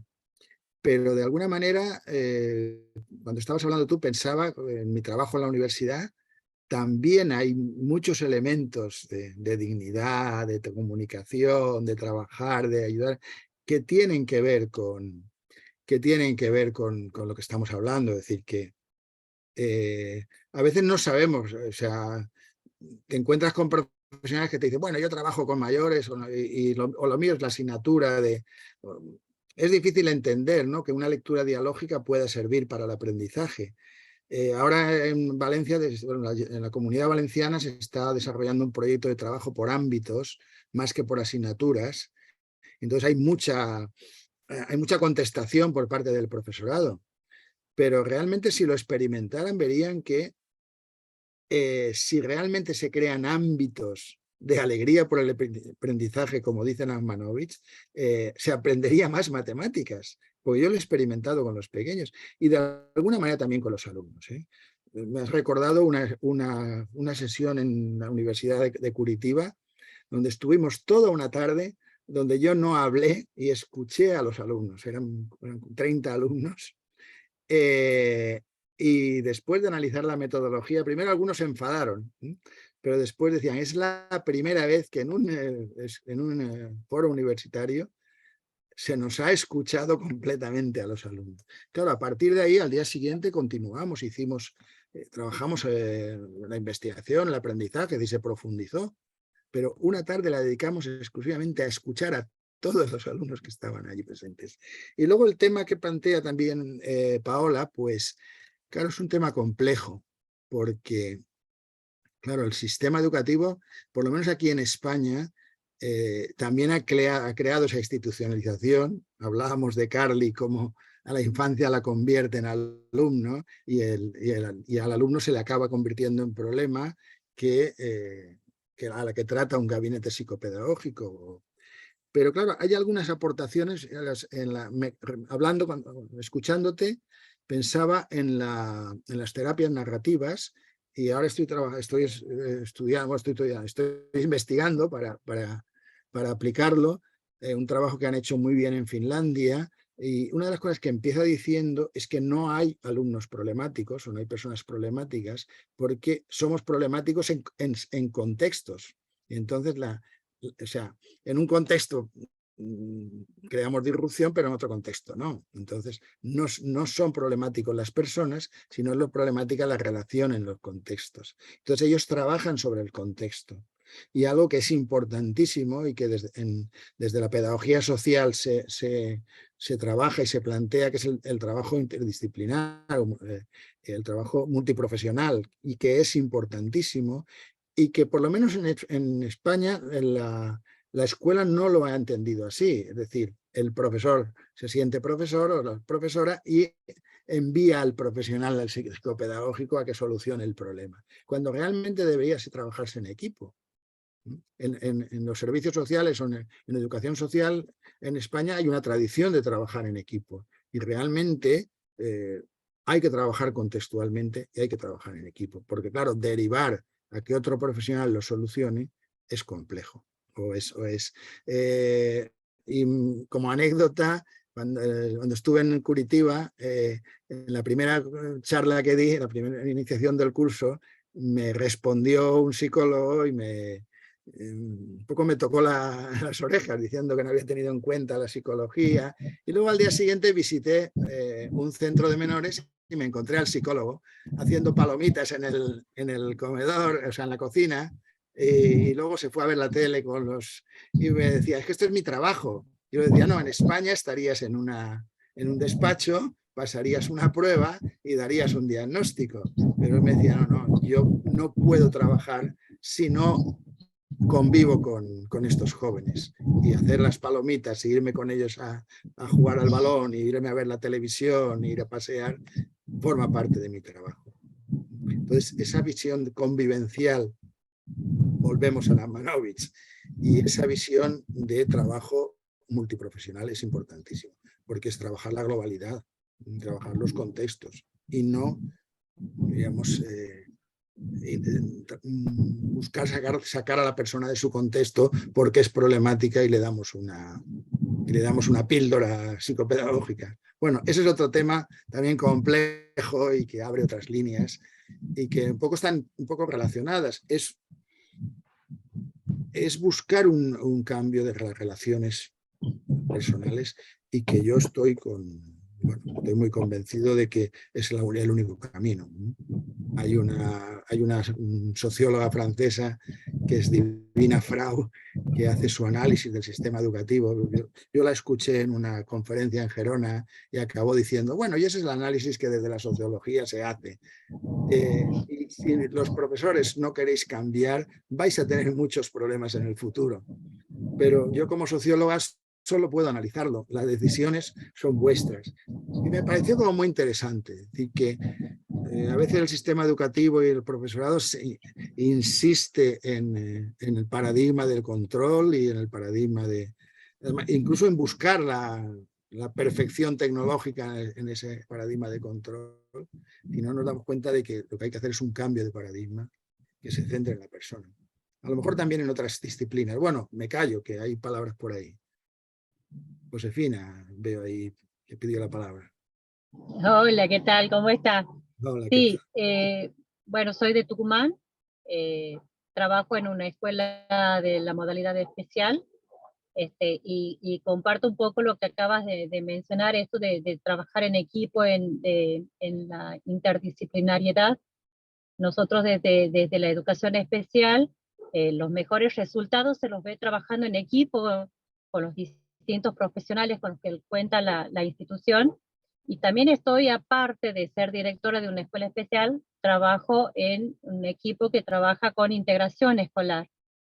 Y bueno, ahí en la integración escolar, por ahí los docentes es como que andamos un poco solos y buscamos esa otra parte de los equipos interdisciplinarios para poder, el trabajo en conjunto, la verdad que soluciona muchas problemáticas que de por sí ya trae la discapacidad, la inserción en la sociedad, en la educación, en esto de que todavía las escuelas no se sienten, a pesar de que son años de trabajar en integración, las escuelas nunca se sienten preparadas para recibir un alumno con discapacidad, y si no se trabaja en equipo, yo creo que nunca vamos a aprender a trabajar con la discapacidad. Entonces, se sigue hablando de integración cuando debería ser el alumno más dentro del grupo de trabajo y no tengo 20 alumnos más, el chico de servicio de inclusión. Entonces es como que tengo dos escuelas, el grupo de alumnos más el incluido. Y cuando uno habla cuántos alumnos tenés en el grado, siempre hacen la distinción, 20 más. Entonces, yo creo que es muy importante esto de trabajar en equipo, y cuando se aprenda a trabajar en conjunto vamos a dejar de ver la discapacidad como el niño más el grupo de alumnos. Sí, sí, estoy muy de acuerdo contigo. Me ha recordado también hace ya bastantes años, porque un profesor de educación especial, llamamos ahí en España, que trabajó conmigo, y él, teníamos un alumno, y él me decía, tú en el aula has de tratarlo exactamente igual como los demás. Le pones el mismo trabajo y dejas que se copie, tiene a su hermana al lado, que se copie de su hermana, porque él tiene que tener la sensación de que está trabajando igual que todo el grupo. Claro, se copiaba pues cuando había que hacer operaciones en matemáticas o algún texto, cuando había que hacer una película o hacer una excursión o las cuando cosas complejas. Luego, entonces vivenciaba con el grupo. Y entonces este compañero me decía, luego yo ya le trabajaré otras cosas. Yo trabajaré lateralidad, yo trabajaré la memoria, luego trabajaré el aspecto espacial, pero tú tienes que darle siempre la sensación de que él es uno más en el aula y que hace lo mismo que los demás. Y fue muy interesante, ¿eh? Y hace poco me lo encontré y trabaja de fontanero el chico y está contentísimo. Mara. ¿Qué tal? Buenas tardes a todos. Bueno, yo ingresé un poquito más tarde, hace un rato nomás, a las 6 por ahí pude entrar, pero agarré la última parte. Yo soy de Chaco, de Argentina, Chaco, Argentina. Soy profesora de física y me desempeño en su mayoría en el ciclo orientado, en 5º año ya, los agarro en el último año a los chicos de la secundaria, y después, bueno, trabajo en una escuela para adultos también. Nosotros estamos tratando en la escuela de implementar esto del trabajo en equipo. Es más, desde la provincia nos mandaron el proyecto de trabajar en el equipo de enseñanza, evaluación y aprendizaje, así se llama.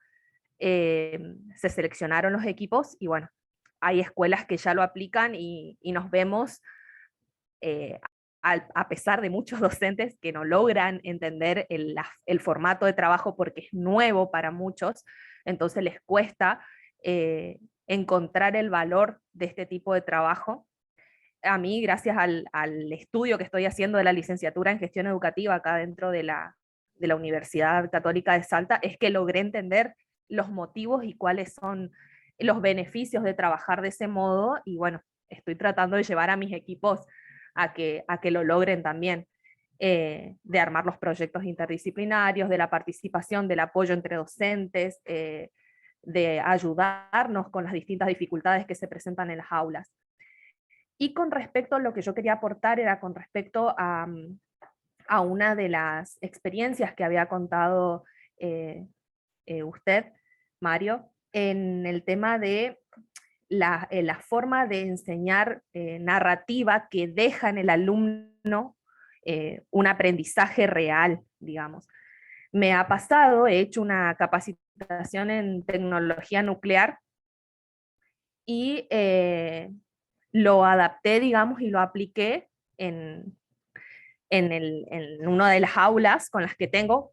Intenté en todas, pero bueno, en una resultó muy fabuloso, pero se lo expresé no desde lo teórico, desde los libros, sino más bien de lo que yo aprendí, de la forma en que yo lo aprendí, lo adquirí, de la pasión que me dio a mí ese conocimiento, y poder transmitirle eso a los alumnos.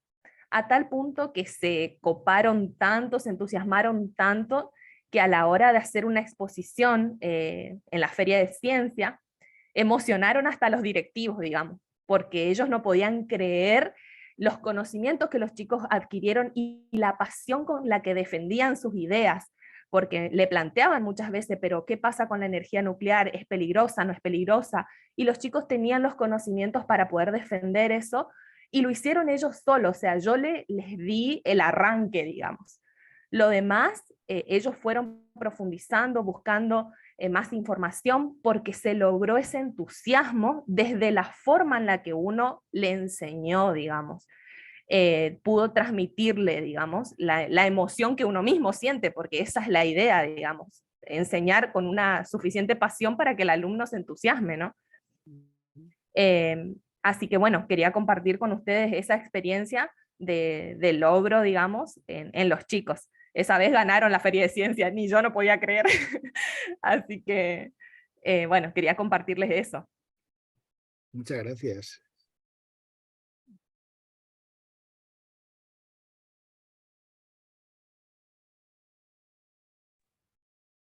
Mario, tomando en cuenta esto que nos acaban de compartir las colegas en el chat, también hay bastantes intervenciones.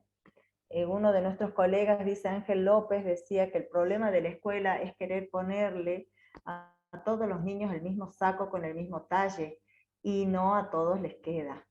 Debemos, como formadores, tener muy presente ese detalle y las capacidades y habilidades que tiene cada uno para aprender contenidos significativos para su vida. En esto también yo quería hacer el comentario, ¿no? ¿Cuántas veces nosotros, una de las cosas que vos comentaste, es que los niños sufren violencia habitualmente en la escuela?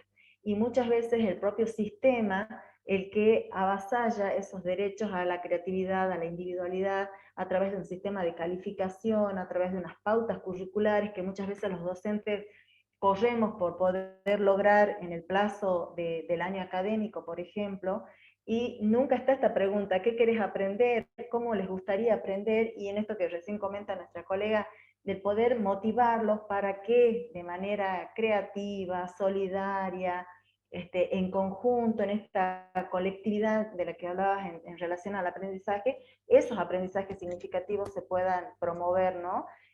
Cuánto necesitamos los docentes problematizar nuestro propio rol, y tomando en cuenta esta dimensión curricular, hay un autor, vos lo conocés, todos lo conocemos porque es sumamente famoso, Pérez Gómez.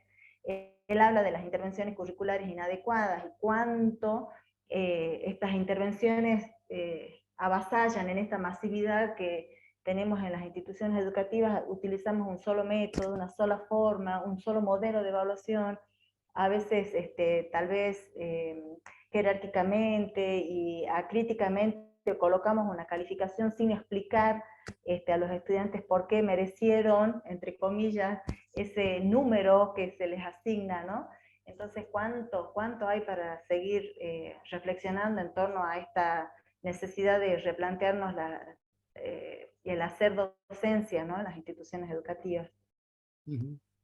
Sí, no, la verdad es que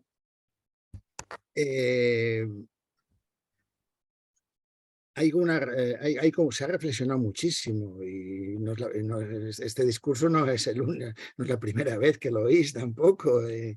El problema es cómo con la reflexión pedagógica que existe y la investigación pedagógica que existe, claro, institucionalmente la institución nos está pidiendo otro tipo de cosa y cómo los profesionales estamos jugando a ese tipo de cosas.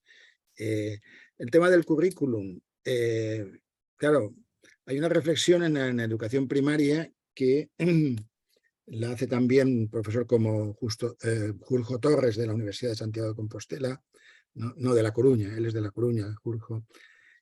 Y él claro, un poco anecdóticamente, pero tiene parte de razón, y yo lo he experimentado con los niños de la edad que trabajo.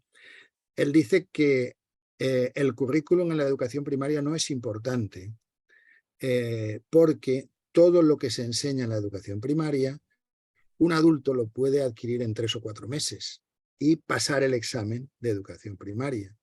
Entonces él lo que dice es que lo importante para el profesorado de primaria es hacer madurar a los alumnos, es prepararlos para el aprendizaje, prepararlos para la visión crítica de la realidad, prepararlos para la convivencia, prepararlos para la aplicación de los saberes a la vida cotidiana.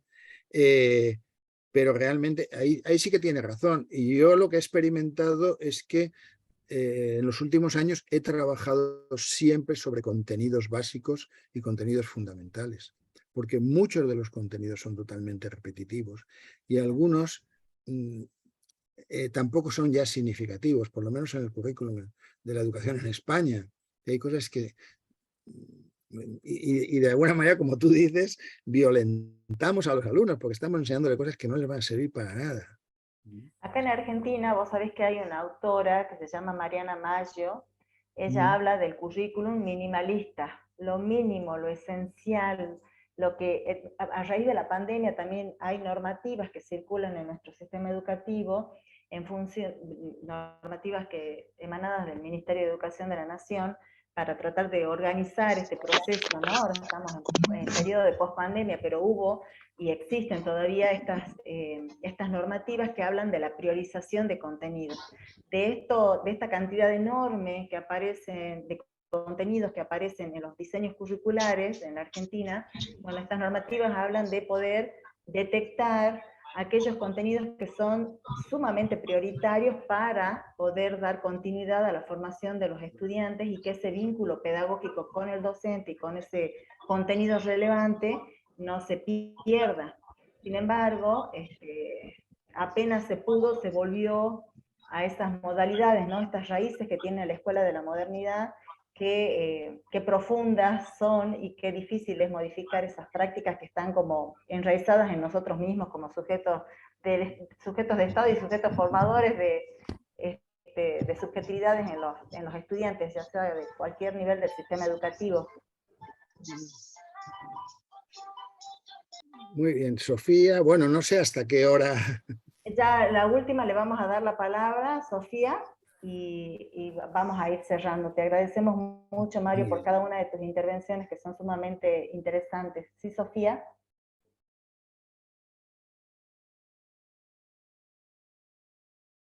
¿Sofía?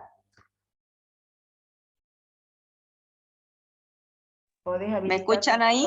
Ahora sí. Ahora sí. ¿Ahí? Ahí está. Bien. A mí me quedó un poco como muy marcado esto que decía el profe acerca de la vergüenza.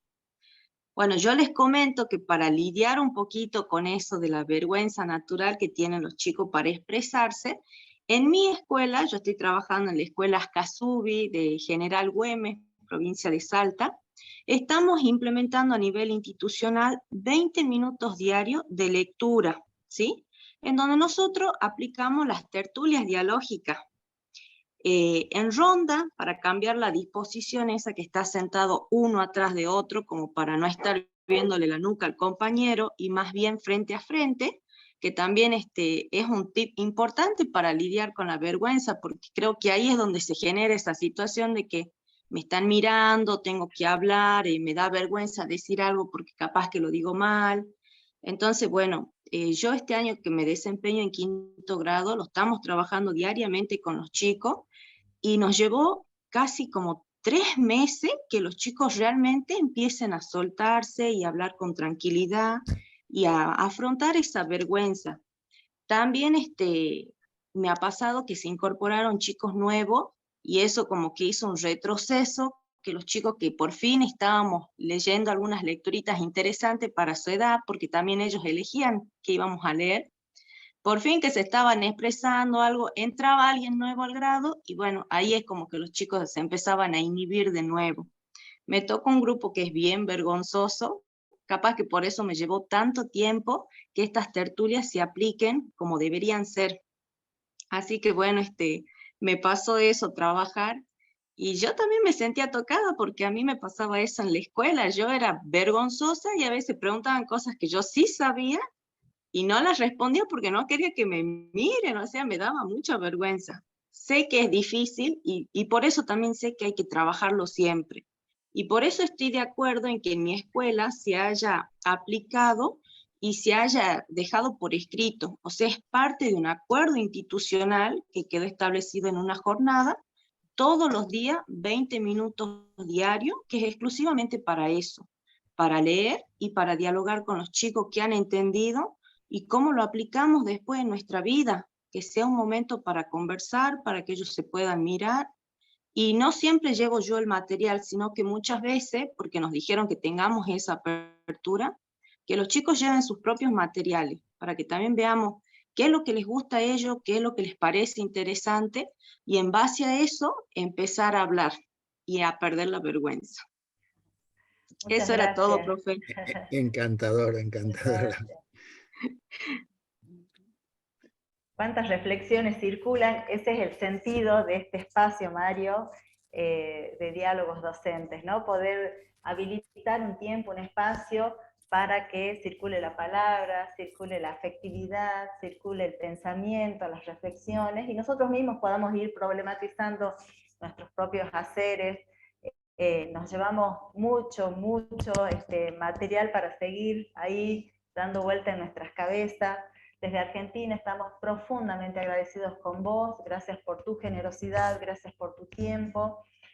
A los colegas les cuento que Mario es una persona, se ha visto acá, sumamente responsable y comprometida con la tarea que ha desarrollado, porque se viene preparando desde hace mucho tiempo, tuvimos varios intercambios, varias charlas, porque él quería conocer cuáles son nuestros posicionamientos, nuestras miradas en torno a las infancias, no quería traer una disertación ajena a nosotros, sino desde su experiencia, que es valiosísima, poder aportar a todo esto que nosotros venimos trabajando y hacernos problematizar nuestros propios saberes.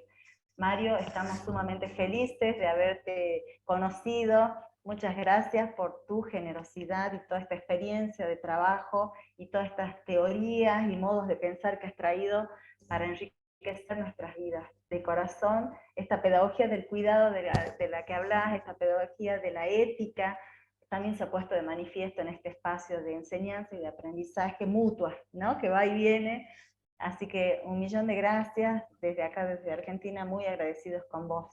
Pues muchas gracias, y también me habéis hecho reflexionar, que es importante, y también he recogido vuestras experiencias y vuestras prácticas, y bueno, lástima que no tengamos más tiempo, pero la vida es así. La vida, como decía un inspector nuestro, la vida es corta y aprovechémosla. Pero bueno, ha sido muy enriquecedor, y Y muchas gracias también por esta experiencia. Muchas gracias a todos los que se han sumado. Ha sido muy rico este espacio. Les dejo un abrazo enorme. Estamos agradecidos también porque ustedes han sido protagonistas, porque acá ha habido una enseñanza, aprendizaje, reflexiones que nos han ayudado a revisitar el formato curricular, nuestras propias experiencias, el trato con las infancias. Muchas gracias. Seguramente en próximos días vamos a estar socializando otros espacios de encuentro con diálogos docentes, este espacio tan rico que ha surgido el año pasado en nuestra carrera. Les mando un abrazo gigante a todos. Vamos a dar por cerrado, no sé si está Luciano por ahí. Sí, no, simplemente agradecerle a Mario, los colegas no sé si saben, pero hay 5 horas de diferencia con Valencia, así que buenas noches Mario, muchísimas gracias. Buenas noches. Por tu generosidad y paciencia. Gracias a todos los que han estado. Andrea, felicitaciones por el diálogo docente. Sabemos que es una apuesta fuertísima de la universidad a abrir justamente el intercambio, a poder reflexionar y poder revisar nuestras prácticas en el cotidiano, dentro y fuera de la escuela, porque así entendemos la educación, que va más allá de la escolaridad. Muchísimas gracias. Y esta semana en las infancias continúa con diferentes actividades que nosotros le estaremos llegando las invitaciones a ver si nos pueden acompañar. Muchas gracias. Muchas gracias a Muy todos. bien, Que chao. estén muy bien. Gracias. Chao.